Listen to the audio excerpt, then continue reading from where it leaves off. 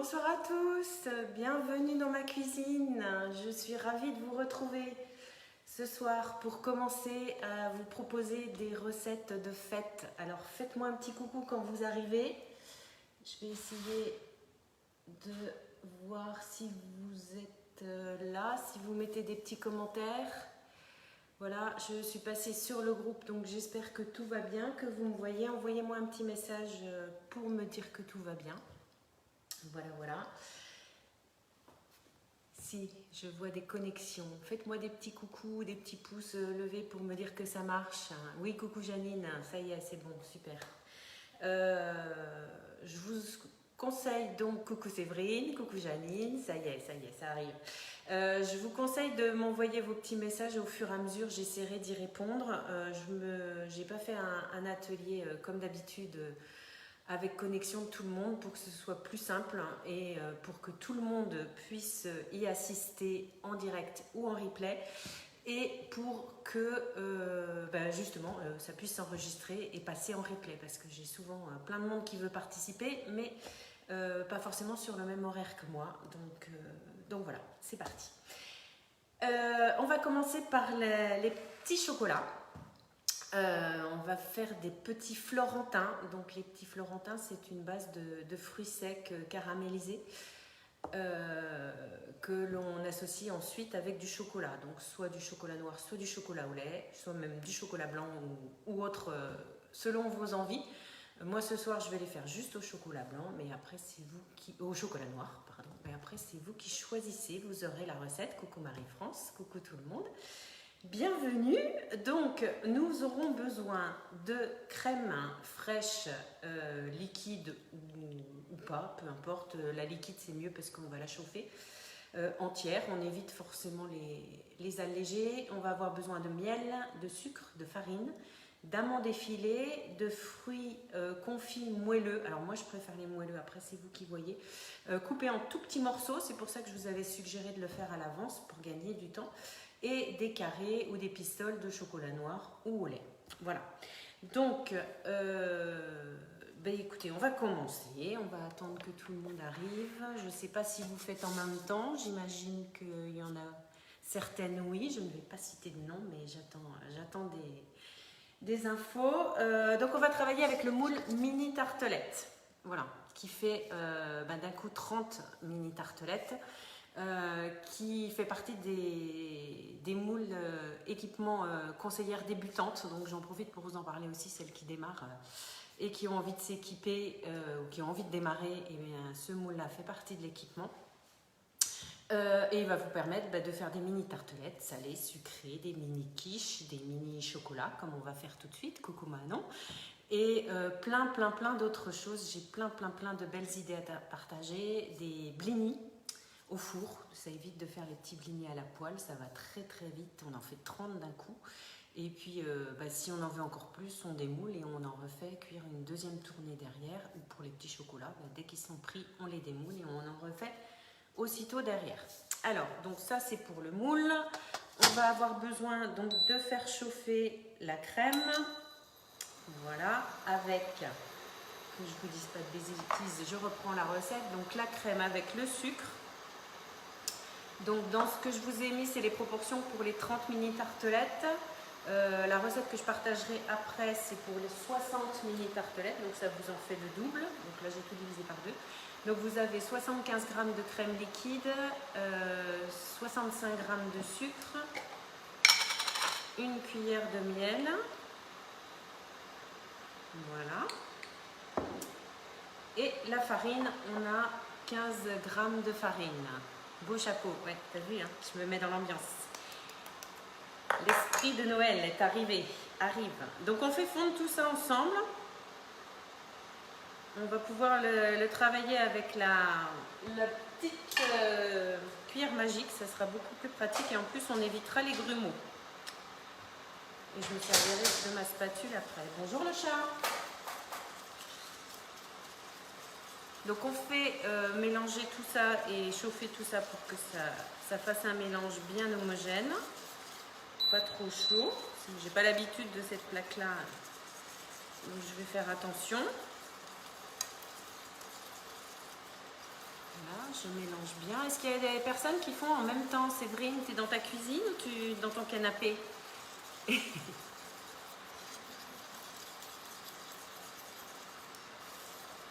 tu es dans ta cuisine, tu ne vas pas forcément pouvoir répondre. Alors, hop. Donc ça, c'est une recette qu'on peut faire pour les fêtes, mais qu'on peut faire quand on a envie de petits chocolats. C'est vraiment top. On peut l'associer aussi, je vous partagerai la recette originale. On peut l'associer au lieu du chocolat, ou en plus de chocolat, l'associer à un biscuit. Je visionne ce soir. Bon, d'accord, ok, pas de problème. Comme ça, tu auras toutes les infos pour la refaire. Donc on mélange bien, ça va être tout fondu, c'est assez rapide hein, parce que vous faites ça dans une poêle assez large, comme ça va assez vite, ou dans une casserole assez large. Voilà, et ensuite je vais rajouter mes amandes effilées. J'ai cuisiné tout l'après-midi pour ce gâteau. Ah bah oui, forcément, il faut faire une pause. Canapé Marie-France aussi. Ok, mais ça fait rien, je fais toute seule. Est-ce qu'il y en a qui font? Alors, hop. Donc ça c'est fondu, ça bouillonne bien. Donc je vais rajouter mes amandes effilées. Donc je vous ai dit 35 grammes. Voilà.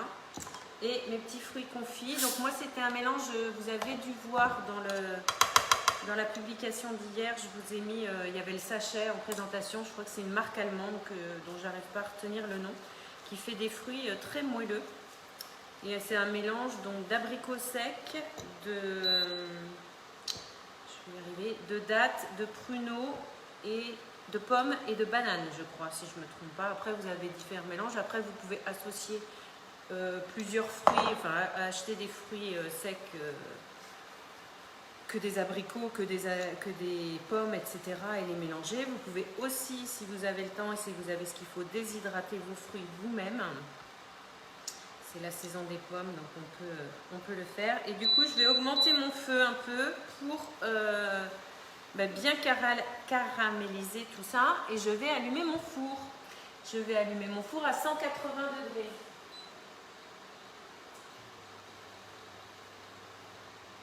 Alors, pourquoi allumer le four? Parce que, en fait, coucou Claudie, en fait, on va commencer à caraméliser les fruits, le mélange dans la poêle, mais ensuite on va le mettre dans les empreintes pour que ça finisse de caraméliser et que ça prenne bien la forme de la mini tartelette. Alors si vous n'avez pas le moule mini tartelette et qui vous fait envie, faites-moi signe. Sinon vous pouvez essayer dans un autre moule.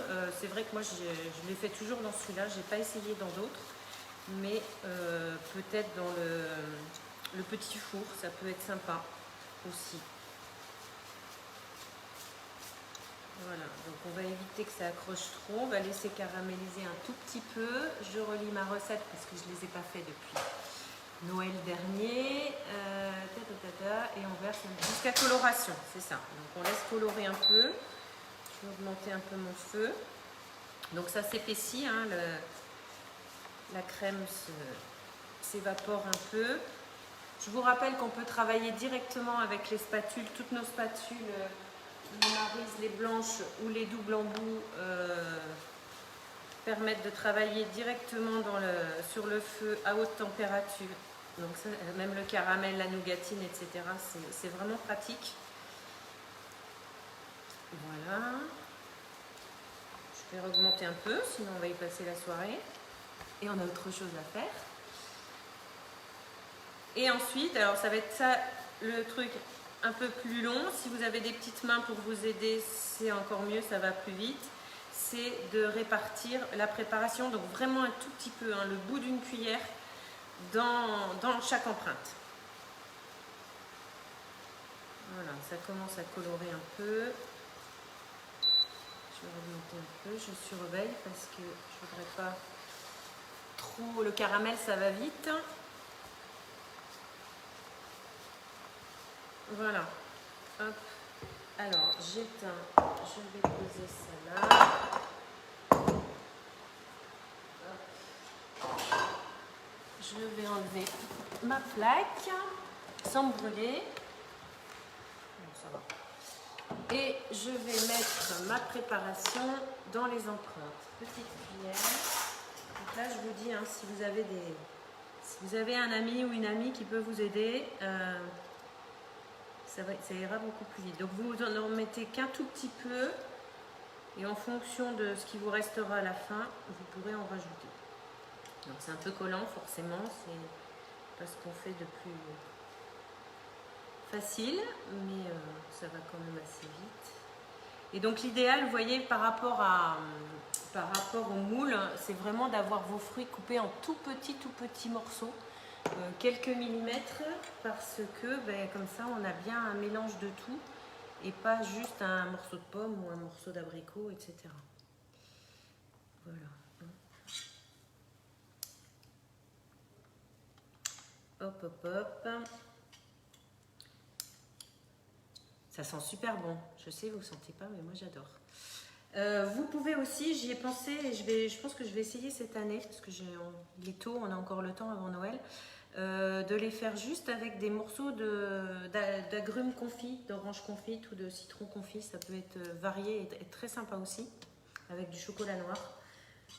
Les agrumes vont très bien avec le chocolat noir. Et puis après on peut varier vraiment en fonction de ses goûts et de ses envies, comme je dis d'habitude pour chaque recette. Alors, est-ce que vous avez déjà des idées de ce que vous allez préparer pour les fêtes? Celles qui sont dans leur canapé, des bûches. Alors moi je vais vous proposer la deuxième recette, c'est un dauphinois au confit de canard. Donc ça c'est une de mes recettes traditionnelles pour les fêtes, que je propose très souvent en atelier parce qu'elle plaît énormément. Et c'est surtout qu'on peut la varier soit en format familial, en format très grand familial, c'est pas très français ce que je dis, ou en version individuelle. Donc ça c'est très sympa. Les puristes du gratin dauphinois me diront que ce n'est pas un vrai gratin dauphinois parce qu'il y a du fromage, etc. Mais nous, c'est comme ça qu'on l'aime. Alors, Séverine, bûche. Ah, coucou Carole. Merci pour les chapeaux, ouais. Je m'amuse. Tac. Bûche pomme cassis et vanille pistache. Yes. Alors moi, je vais vous proposer un atelier bûche très bientôt. En visio aussi, comme ça tout le monde pourra en profiter. Et je vais vous faire très vite un petit sondage pour que vous puissiez m'aider à choisir, parce que moi c'est mon gros problème. J'ai plein d'idées, plein de recettes au choix que je peux vous partager, hein, et je ne sais jamais quoi faire. Donc vous allez me dire chacun ce que vous avez envie, ce que vous préférez, et en fonction du maximum de réponses, j'adapterai ma bûche de cette année, ou mes bûches de cette année, parce que je ne vais peut-être pas en faire qu'une. Voilà, vous voyez, le temps que je discute, j'ai presque terminé. Et la répartition est pas mal. On en met vraiment une petite cuillère à café dans chaque empreinte. Si vous avez des questions, profitez-en, je suis là. Boubou, c'est quoi Boubou? C'est le surnom de Carole, Boubou? Hop, tac.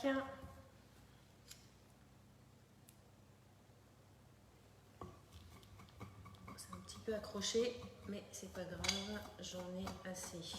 Il m'en reste 3, je vais répartir. Il y en a qui sont un petit peu plus gourmands que les autres.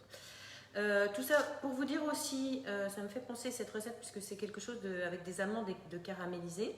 Je pense que je vais finir par prendre mes doigts. On peut faire aussi dans nos moules de la nougatine. Alors j'en ai beaucoup, d'accord.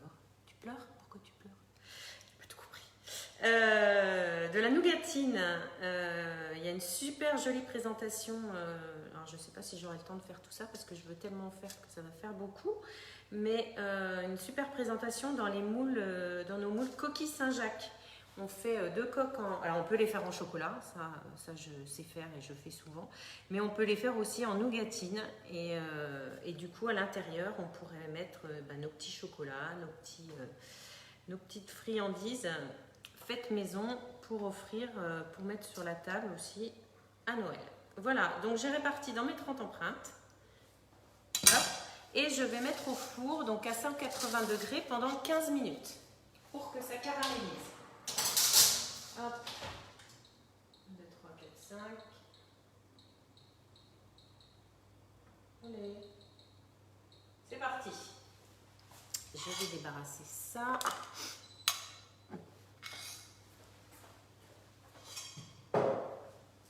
Donc il restera 2 étapes pour cette recette.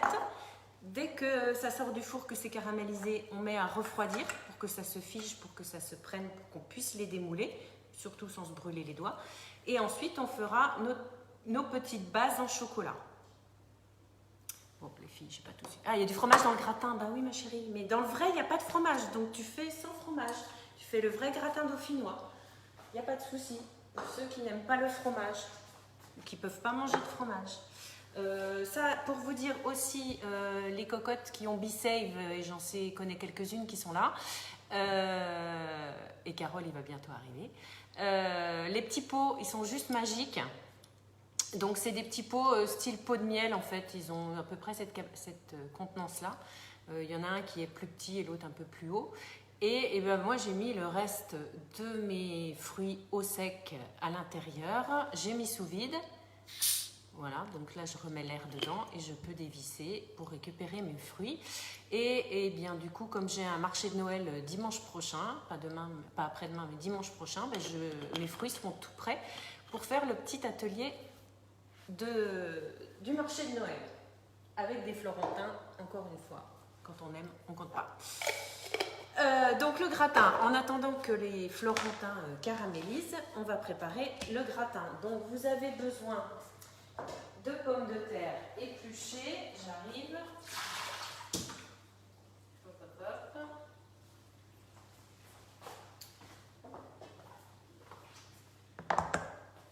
C'est bon, hein. De l'ail, du fromage râpé ou pas, de la crème, du sel, du poivre et de la noix de muscade. Hop, hop, et forcément, puisque je reviens tout de suite, du gratin dauphinois au confit de canard, eh bien, on a besoin de confit de canard. Donc moi, je fais un petit clin d'œil à mes copains Catherine et Philippe de la ferme des 3 petits canards, à qui j'ai acheté des cuisses de confit et un petit clin d'œil à mon chéri qui me l'a émietté. Donc là, j'ai l'équivalent de 2 cuisses. Donc la recette originale, elle est proposée dans le moule tablette. Vous avez vu la photo, c'est vraiment top, puisque vous avez une super déco dans le moule tablette. Alors s'il y en a parmi vous qui n'ont pas encore le moule tablette, et si vous cherchez des idées de cadeaux de Noël pour vous, mais aussi à offrir, c'est un des indispensables. Vous pouvez faire vos gâteaux au yaourt, vos fondants au chocolat, vos brownies, vos cookies géants à couper en morceaux, vos flancs de légumes, vos terrines de poisson, vos gratins dauphinois, même des entremets, des panna cotta géantes, des flancs, enfin voilà, il est multi-tâches, multi-usages et il est vraiment top. Donc, a priori, s'il n'y a personne qui fait la recette en même temps que moi, c'est pas grave. Moi, je vais changer. J'ai pas prévu de le faire dans le moule tablette ce soir parce que, comme je vous ai dit, ma recette, elle est déclinable à volonté dans nos super moules.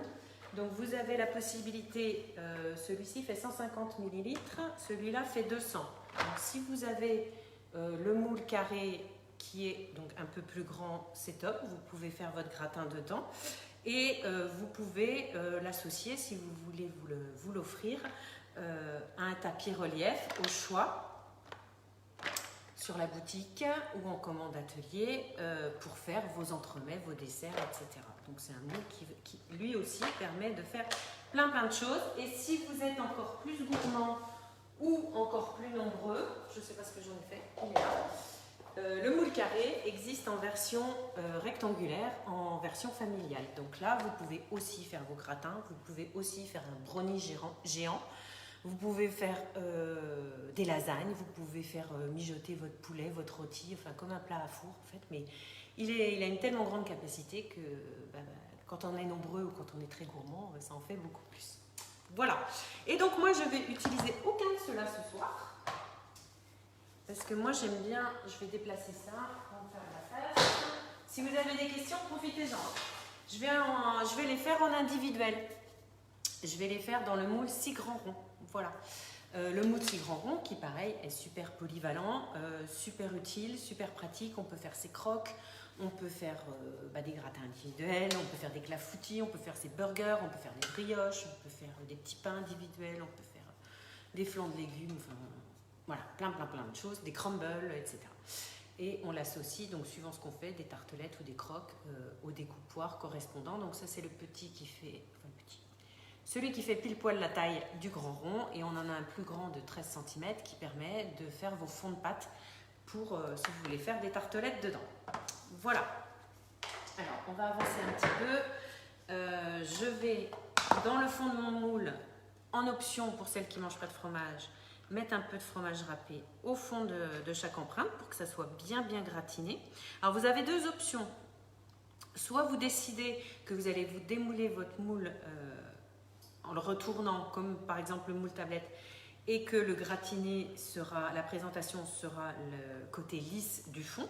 Mais vous pouvez aussi très bien monter votre gratin comme ça et décider que c'est le dessus du gratin qui sera un petit peu avec les rondelles de pommes de terre qui sera la déco du dessus. Après, c'est vraiment comme vous avez envie. Donc ça, c'est fait. Et ensuite, je vais...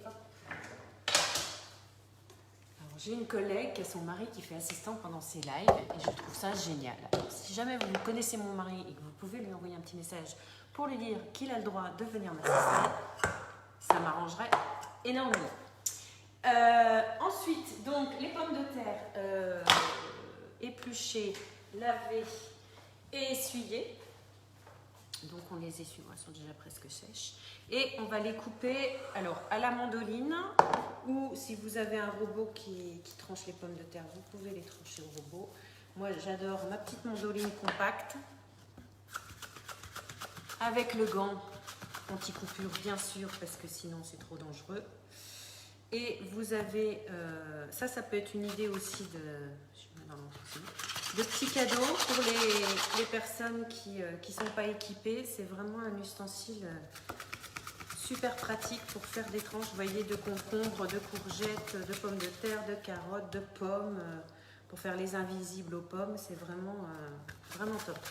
Après, je vous la montrerai après, on a la grande mandoline professionnelle qui est revenue au catalogue. Alors qui, elle, est super top aussi, mais c'est pas la même chose du tout. Celle-ci, elle va vous permettre de faire des tranches uniquement de cette épaisseur-là. Voilà, toute fine quand même. Hein. Et c'est tout. Mais elle a l'avantage d'être super compacte et de ne pas prendre de place dans vos tiroirs ou dans vos placards. Et je vais écouter mon récipient. Pardon. Hop. Et l'autre, donc c'est une mandoline professionnelle qui va vous permettre de faire plein de découpes différentes. Donc des tranches comme ceci, plus ou moins fines ou plus ou moins épaisses en fonction de ce que vous désirez. Vous allez pouvoir aussi faire des juliennes de légumes, plus ou moins fines ou plus ou moins larges aussi en fonction de ce que vous désirez. Et également des chips, alors je ne sais plus le nom. Vous savez les chips en croisillon là, comme ça. Ça c'est super sympa et c'est super original. Hop, je vous montre ça tout de suite après. Alors, je regarde s'il y a des questions, s'il y a des nouvelles personnes qui sont arrivées et qui n'ont pas fait coucou.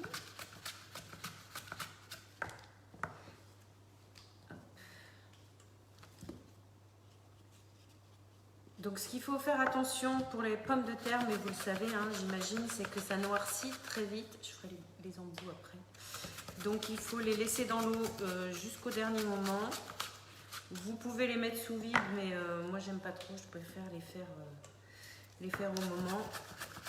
Elles restent bien fraîches, bien comme il faut.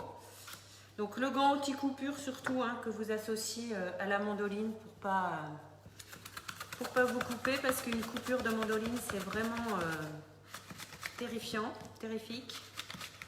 J'ai testé pour vous et depuis que j'ai le gant, ça va quand même beaucoup mieux. Vous pouvez même, si vous êtes maladroite ou maladroit ou si vous avez peur, mettre un gant dans chaque main. Hein. Ça, il n'y a pas de problème.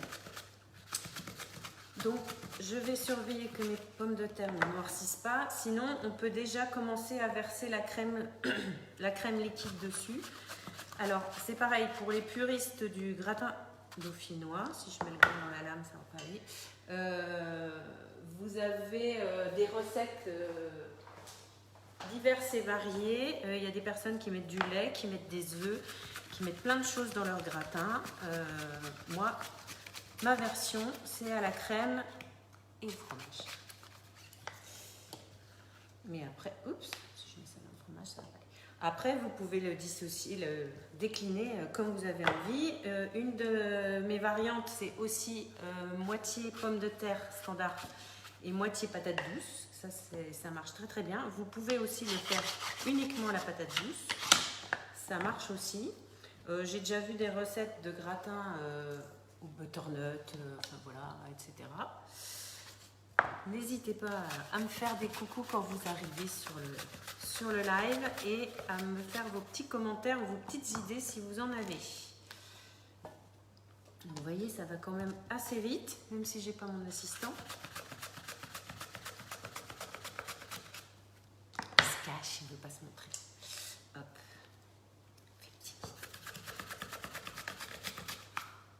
Hop. Et j'aurais pu le mettre directement au-dessus de mon récipient. Mais bon. Ça va très bien comme ça ici. Hop. Il m'en reste une. Et les trognons.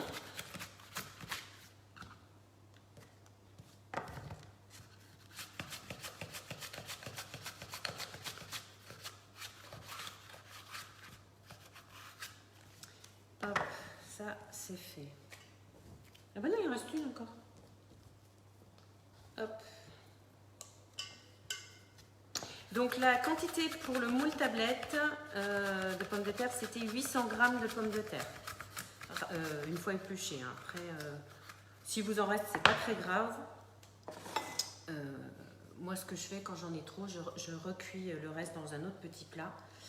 Et ça fait un petit plat d'avance tout prêt, supplémentaire. Donc, les pommes de terre dans un grand saladier, dans un grand cul de poule. Je finis mes petits morceaux. Hop.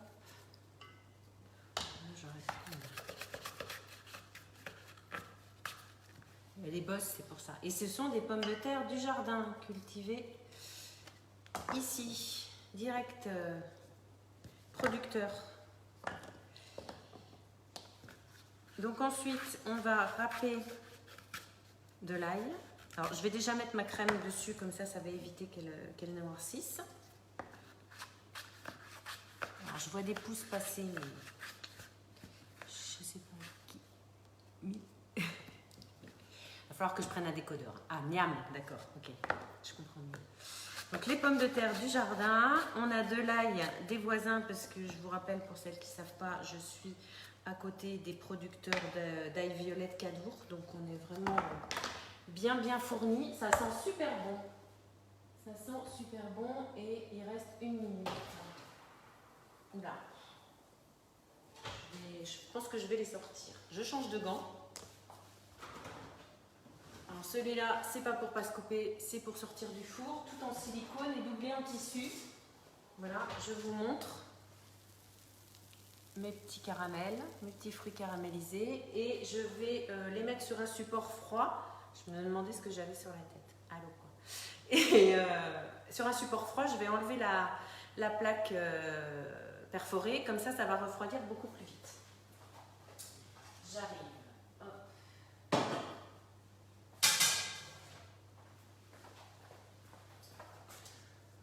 Je vais mettre ça là.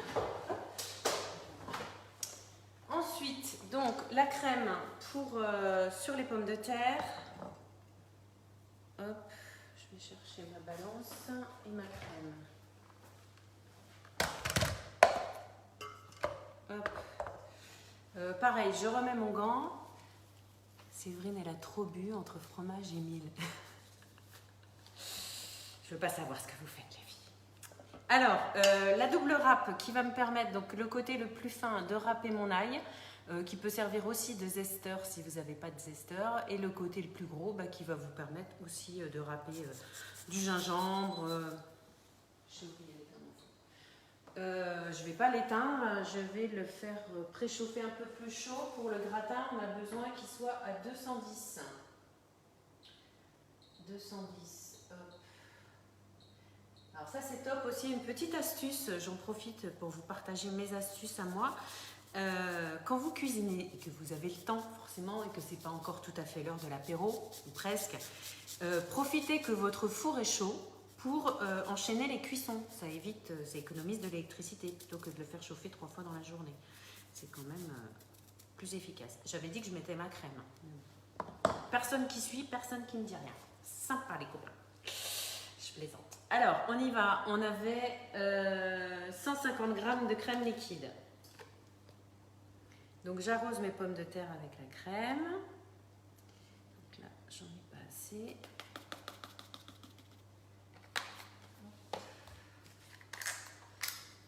Hop, hop.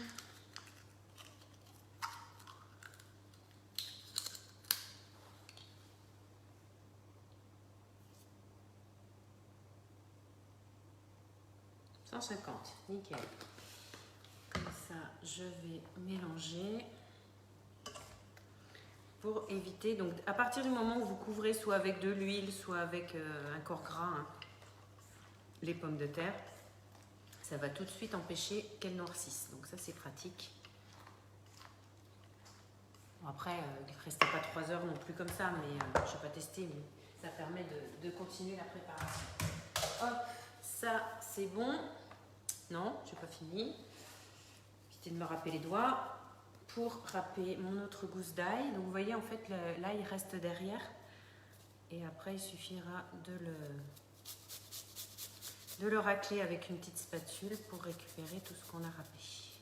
Vous avez aussi, je ne l'ai pas sorti, vous avez une plaque qui se pose par-dessus pour la ranger dans le tiroir et pour éviter de se couper justement quand on la cherche ou quand on l'a dans le tiroir.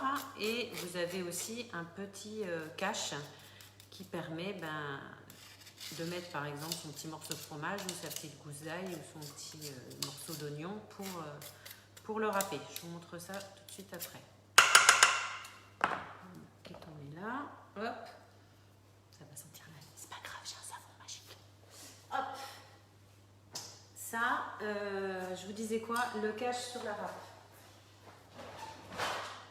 Il est là, donc en fait il permet de se clipser directement dessus.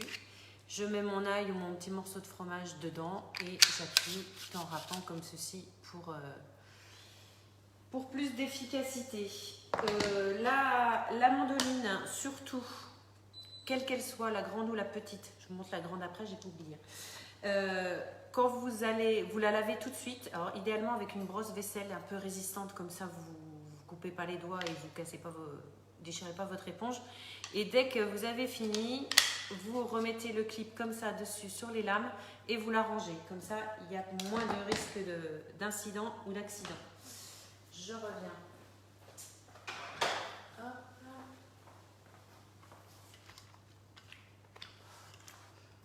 Alors comme je vous avais dit, hein, j'avais prévu 1h30 pour l'atelier là et je n'ai pas chronométré du tout combien de temps je vais mettre.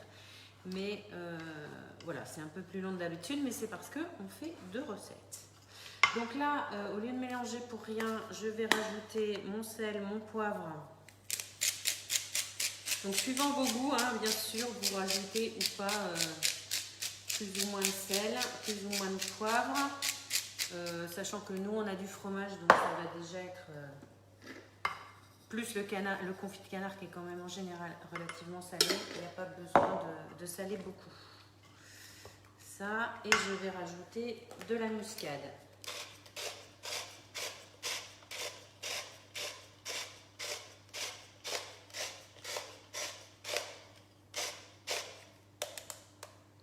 Voilà. C'est le poivre muscade, c'est fait, la crème c'est fait, l'ail c'est fait, le fromage il est là. Donc je mélange tout, c'est ça qui est pratique. Encore une recette rapide. Tiens, donnez-moi des idées, à la place du confit de canard, on pourrait mettre quoi? Associé au gratin dauphinois. Allez, je vais vous faire vous réveiller, là, vous faites la sieste. Racontez-moi ce que vous pourriez mettre, qu'on pourrait mettre en dehors du fromage bien sûr. Voilà, donc je mélange tout bien et l'idée, donc si vous faites dans le moule tablette ou dans le moule familial, le grand moule, vous divisez votre quantité de pommes de terre par 2. Vous mettez donc du fromage râpé au fond si vous le souhaitez et vous mettez la moitié de la quantité de pommes de terre par-dessus. Ensuite, on va ajouter... en fait, j'ai fait une bêtise. Je vais le cuire après mon gratin parce que j'ai le chocolat à faire. Et vous ne me dites rien non plus. Alors, effiloché de bœuf, yes, effiloché de bœuf, oui, oui, oui, pourquoi pas. Si on pense à une version un peu tartiflette, ça pourrait être des petits lardons revenus avec des oignons. J'ai jamais fait, hein, mais mon tartiflette, Séverine, tu oublies, sans le fromage, du jambon, oui, oui, pourquoi pas. Peut-être du saumon, pourquoi pas aussi. Je pense qu'on peut essayer tout ça. Donc du coup, si vous suivez en replay, vous n'allez peut-être pas faire les 2 recettes en même temps, mais là du coup, j'ai réouvert mon four pour qu'il baisse un peu en température puisque j'ai besoin de fondre mon chocolat et qu'il est déjà à 190 et qu'il faut qu'il soit à 100 degrés. Donc, je vais, comme je vous l'ai dit, répartir mes pommes de terre, la moitié de mes pommes de terre dans le fond de mes empreintes sur le fromage râpé. Alors, vous pouvez vous amuser à disposer les tranches joliment et en rosace, etc. Mais ça marche aussi bien en version... je mets tout dans la... T'aimes bien le mode tartiflette? Bah ouais, non, c'est une bonne idée, tu vois. En vous posant la question, ça m'y a fait penser. À tester. À tester. Donc, pour info, je vous ai dit tout à l'heure, le moule tablette fait 150 centilitres et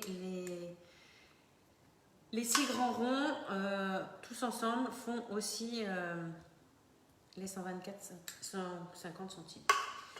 Mais je pense que je vais avoir beaucoup de pommes de terre, c'est pas grave. Batch cooking. Surtout que j'en ai mis 1 ou 2 en plus en me disant pour pas manquer, hein, forcément. Donc comme ceci.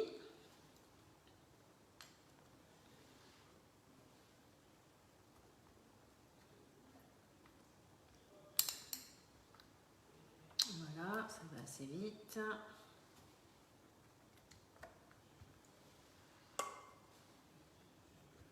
Voilà, donc j'ai mis la moitié de mes pommes de terre au fond des empreintes et je vais rajouter donc mon confit de canard émietté au milieu dans chaque empreinte en répartissant la quantité. Donc là j'avais 2 cuisses. Au début je me suis dit ça fait pas beaucoup, mais finalement ça fera très bien la quantité pour les 6 empreintes. Hop.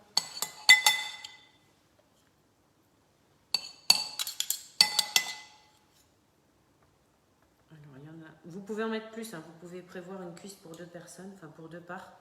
Après, il faut aussi que ça tienne dans le moule et ça dépend de la gourmandise et de la taille des cuisses aussi, parce qu'on n'a pas forcément, les canards n'ont pas forcément tous la même cuisse, tous les mêmes cuisses. Hop, là on est pas mal. Et je vais recouvrir avec le reste de pommes de terre. Vous voyez plus rien.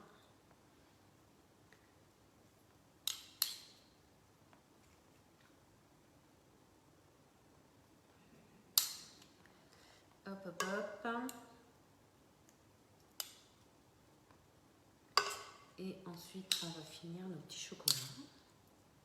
Alors là, le reste de la recette des petits chocolats, ça prend 5 minutes. Donc, c'est vraiment pratique aussi. Comme je vous dis en atelier, je vous partage toujours des recettes qui vont vite. Bon, forcément, pas la bûche, ça prendra un peu plus longtemps. Mais au moins, facile et facile à refaire. Hop. Alors, vous pouvez prendre les doigts. Moi, j'aime pas trop patouiller avec les doigts, mais vous faites comme vous voulez.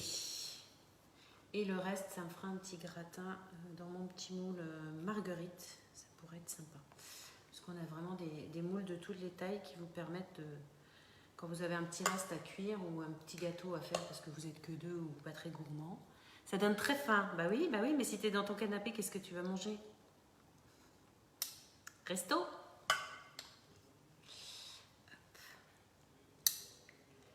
Hop. Ou c'est ton chéri qui fait à manger. C'est bien aussi. Moi, là, du coup, le dîner va être prêt. C'est bien. Avec une petite salade. Et après, vous pouvez les faire d'avance et pour les fêtes et les congeler si vous avez besoin. Si c'est en format comme ceci, vous pouvez, si vous avez Bicève, les mettre sous vide quelques jours avant. Il n'y a pas de souci. Il faut juste que ça se tienne bien pour pas risquer de les... qui tombent en morceaux au réchauffage ou à la cuisson. Bon ben voilà, on est pas mal.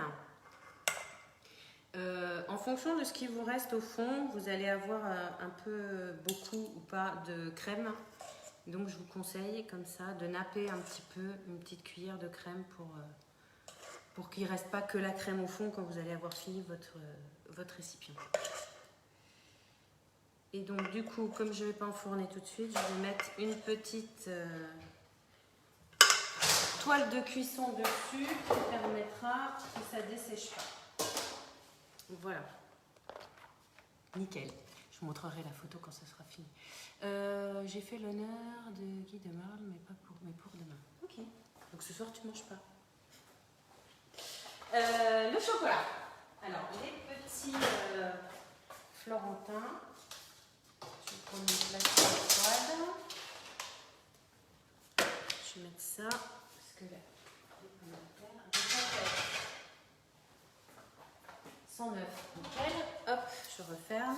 Donc, les petits Florentins, vous voyez, les petits croustillants, ils se démoulent tout seuls. Donc, on les enlève des empreintes. Puisque on va faire fondre notre chocolat pour les rajouter dessus. Hop. Alors, moi, j'utilise du chocolat en pistole de la marque Barry qui est sur la boutique. Si vous utilisez des carrés de chocolat en tablette, c'est l'équivalent d'un carré de chocolat pour chaque petite empreinte. Il n'y a pas besoin de laver le moule, hein, on la laisse comme ça. Une soupe et au lieutenant qui est dans le récipient Bicève. Cool. J'ai préparé mes pistoles de chocolat. Donc, ce que je vous disais, les pistoles de chocolat sur la boutique, chocolat noir, 65%. Ça, je vous montre mes préférés. Le chocolat au lait, c'est le 41% Alunga. Le sachet est quasiment vide parce que je ne citais pas de nom, mais il y a quelques gourmands qui les mangent avec le café. On a le rubis aussi qui est très sympa. Alors, c'est un chocolat 100% naturel qui a cette couleur-là d'origine et qui a un petit goût à la fois de chocolat blanc et de fruits rouges. Voilà. Donc c'est vraiment très sympa. Et le chocolat blanc standard, alors là c'est pas Barry, c'est Calbo, mais vous retrouvez tout ça aussi sur la boutique. Donc moi j'ai préparé mes petites pistoles. Donc un carré de chocolat en tablette fait à peu près 5 grammes. Donc comme les pistoles celles-ci sont grosses, je n'en mets que 4. Plus le chocolat est noir, plus il va fondre facilement, plus il va être fluide à la fonte et du coup plus facile à travailler. Et c'est vrai que quand sur une même plaque là on fait et du chocolat au lait et du chocolat noir, on n'a pas forcément le même temps pour la fonte et du coup ça peut être un petit peu compliqué. Donc si vous avez envie d'en faire plus, je vous conseille de faire une plaque que du noir et après de refaire une plaque qu'avec du chocolat au lait. Et si votre chocolat au lait ne fond pas bien, je vous invite à rajouter du beurre de cacao parce que ça aide à fluidifier le chocolat. Je ne vous ai pas montré la grosse mandoline, mais je vous promets, je le fais après, sinon vous allez me taper, j'y pense. Donc, on remet pareil les pistoles dans les empreintes et ça nous permet donc de ne pas avoir besoin de tempérer le chocolat. On va juste le mettre 5 minutes au four à 100 degrés, pas plus, pas moins, et ça va permettre d'avoir un chocolat bien fondu, bien brillant et avec un gain de temps très sympa et une facilité de préparation. On ne peut pas faire plus simple en fait. On met 5 minutes au four Et le chocolat est fondu et il est directement dans les empreintes. Hop. À l'occasion, j'essaierai de vous montrer aussi les petites coques en chocolat dans les coquilles Saint-Jacques. Donc, on est parti pour 5 minutes à 100 degrés. Je vais baisser un peu. Tac, 1, 2, 3, 4, 5. Go. Pop, pop, pop. Donc, ça, c'est mes petits croustillants aux fruits et aux amandes caramélisées. Voilà. Je vais en profiter pour sortir mon moule marguerite. Alors, je ne sais plus s'il est encore au catalogue, lui, parce qu'il était sur le catalogue de printemps-été. Mais s'il n'y est plus, c'est pas grave, vous inquiétez pas, il va revenir. Et puis, il y en a plein d'autres formes. J'en profite pour vous dire, avant d'oublier aussi, que j'ai eu l'info ce soir.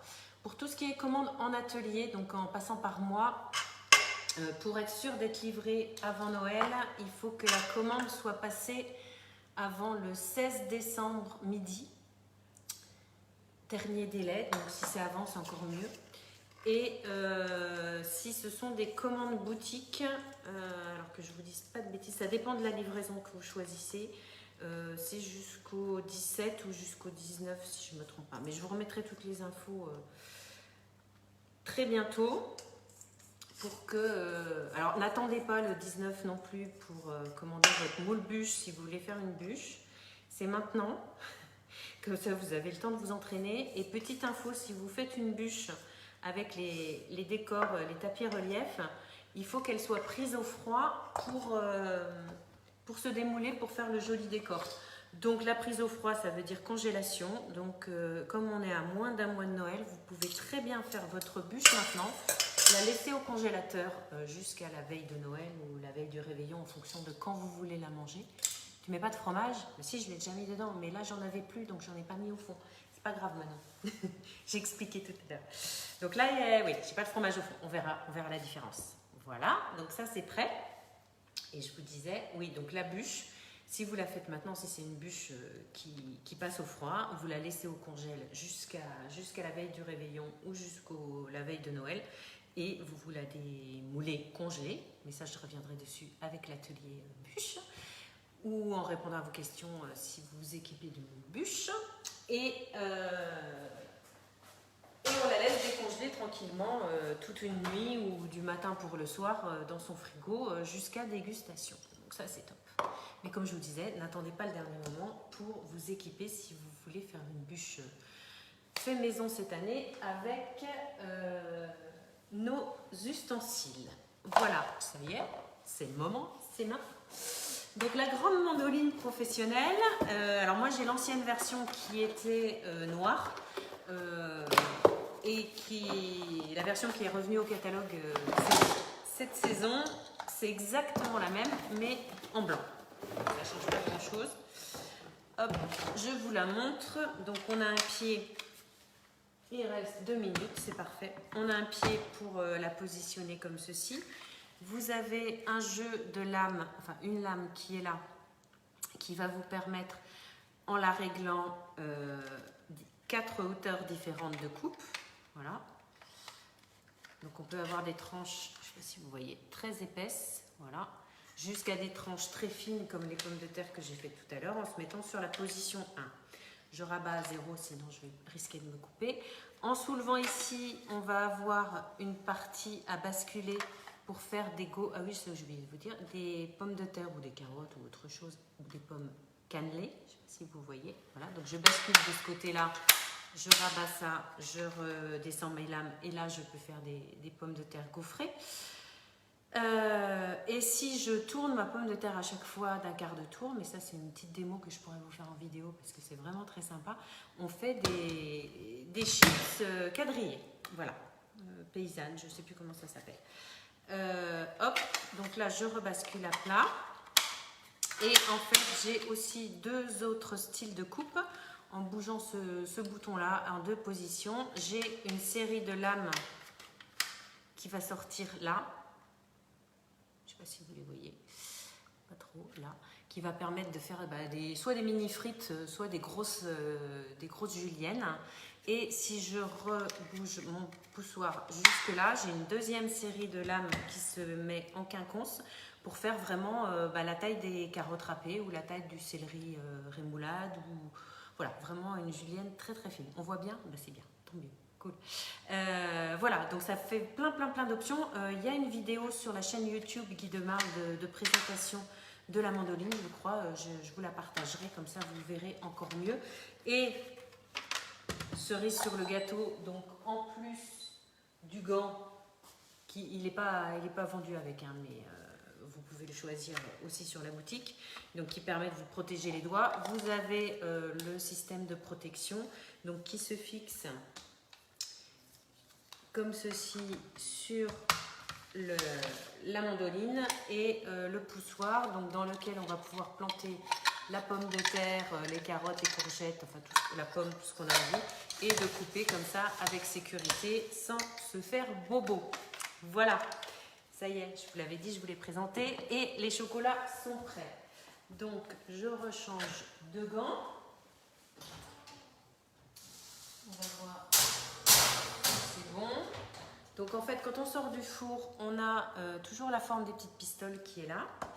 Et si c'est assez fondu et si je tape ma plaque, je ne sais pas ce que j'ai fait dans mon autre gant, c'est pas grave, si hop, je tape ma plaque normalement. Je fais du bruit, je suis désolée. Voilà, plusieurs fois. Et en fait, le chocolat s'étale tout seul au fond de mes empreintes. Dernière étape. Enfin, avant-dernière, je prends mes petits, je réchauffe mon four à 200 degrés. Ah oui, je perds pas le nord, hein, vous avez vu? Vous essayez de m'induire en erreur, mais je ne... Attends. Non, c'est pas là. Programme préféré, c'est pas ça. On va y arriver. Mode de cuisson, voilà, à 200 degrés pour le gratin. Donc les deux dernières étapes pour les petits chocolats, je prends mes croustillants de fruits caramélisés, voilà, et je les positionne dessus et j'appuie pour que ça s'imprègne bien dans le chocolat et que quand je vais démouler, du coup j'aurai du 2 en 1. Vous voyez? Oui, on va dire que vous voyez. Je vous ferai une photo après.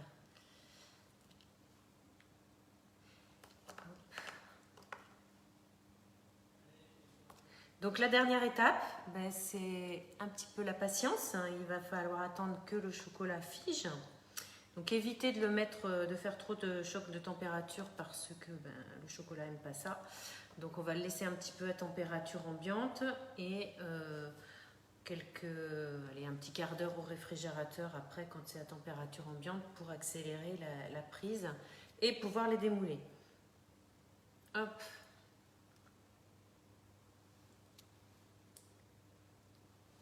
Vous voyez, 30 petits chocolats qui seront plus vite mangés, mais qui sont quand même vite faits. Après, vous pouvez les faire uniquement aux amandes. Ça, c'est une autre recette que je pourrais aussi vous partager. Je crois que je l'ai faite en live l'année dernière. La plaque est chaude. Voilà, donc ça, c'est prêt. Je vais mettre ça à refroidir. Idéalement aussi, en enlevant la plaque alu comme ceci, ça refroidira plus vite. Et après, je vais enfourner mon gratin. Mes gratins, j'en ai deux maintenant.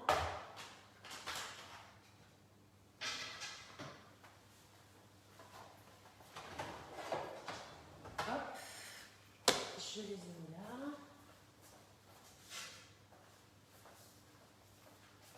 Je les ai perdus, ils sont là.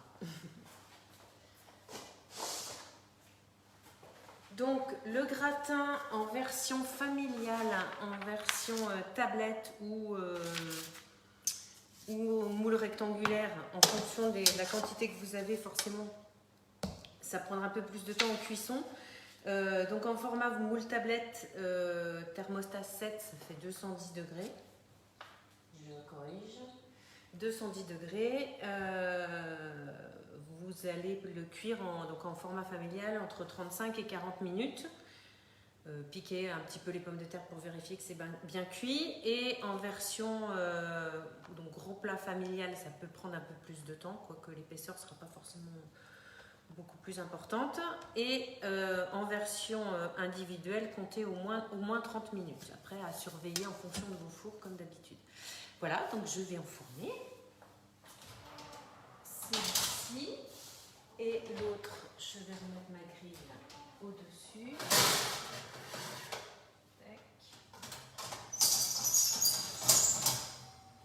Et tac, le petit marguerite.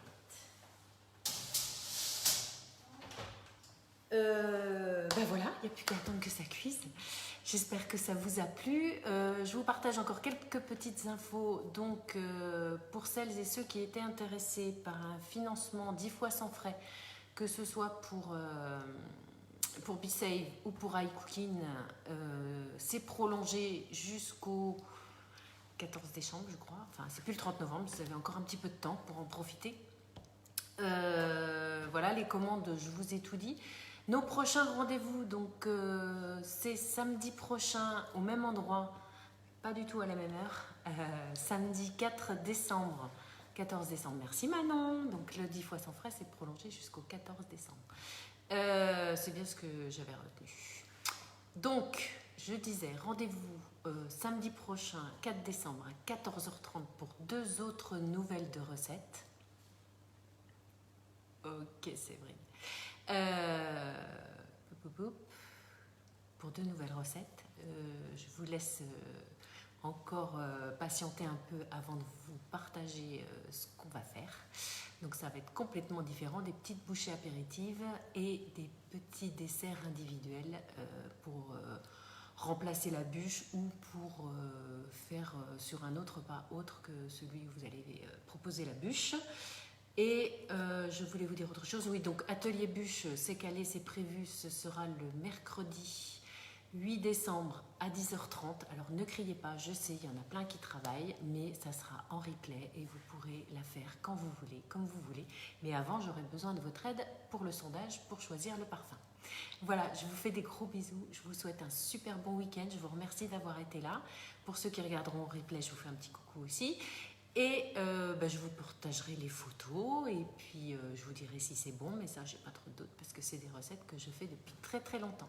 Merci les filles, merci à tous. Bonne soirée, bon week-end, régalez-vous bien et n'oubliez pas, si vous faites les recettes, je veux voir les photos avant que vous ayez tout mangé, s'il vous plaît. Allez, gros bisous, bye bye, à bientôt.